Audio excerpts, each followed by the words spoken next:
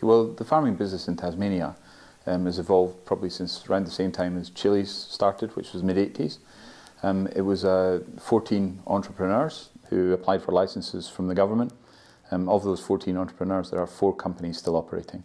So just like in the rest of the world, the industry is consolidated. We're all focused on one species, Atlantic salmon. There's a little bit of ocean trout grown, but generally speaking, our future lies with Atlantic salmon, just as Norway's does and Scotland's does. So we're committed to growing as good a fish as we can and using the best technology we can. This is why I'm here in Norway. It's always interesting to compare how things go in the different parts of the world. All of us as fish farmers are trying to solve 4 problems. One is keeping the fish alive, another one's keeping them in one place, the third one's feeding them, and the fourth one's getting them in good quality to harvest.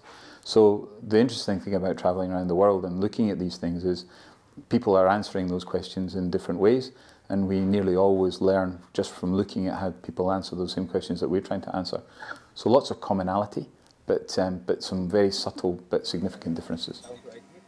Tasmania is a unique place to grow fish. It's warmer than anywhere else we grow salmon in the world, and because of that it does bring its own challenges. One of the challenges that's probably most recognised is amoebic gill disease. It's an amoeba which settles on the gills and clogs the gills and eventually smothers the fish. This is starting to appear now in Chile and also in Norway and Scotland and Ireland. So it's interesting to see that some of the expertise we've developed in Tasmania is now being exported back to the salmon homelands to help solve an emerging issue there. But without that particular issue in Tasmania of amoebic gill disease, we pretty much have an easy run compared to the rest of the world. Good biosecurity means that we don't have really too many significant health problems for the fish, but we're very vigilant because we're learning from the rest of the world.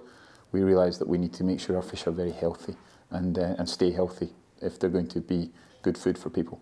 Well, specifically, my purpose of the visit to Norway this time is to look at feeding technology, how that's evolved, and I'm very happy to be hosted by Steinsvik Group.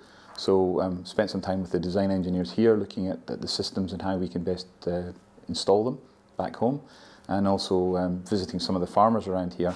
It's again always interesting to look at how people are solving problems, and it's gold for us when we can speak to farmers from other places and understand the issues they've had and understand how we can avoid those issues.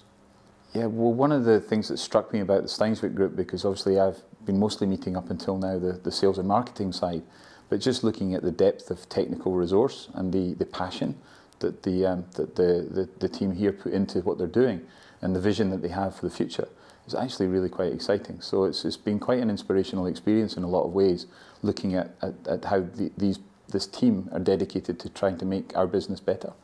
So it's really good to forge some one-to-one relationships and know who to call when I have a question in the future. And looking forward to working with the Steinsvik Group as the years move on.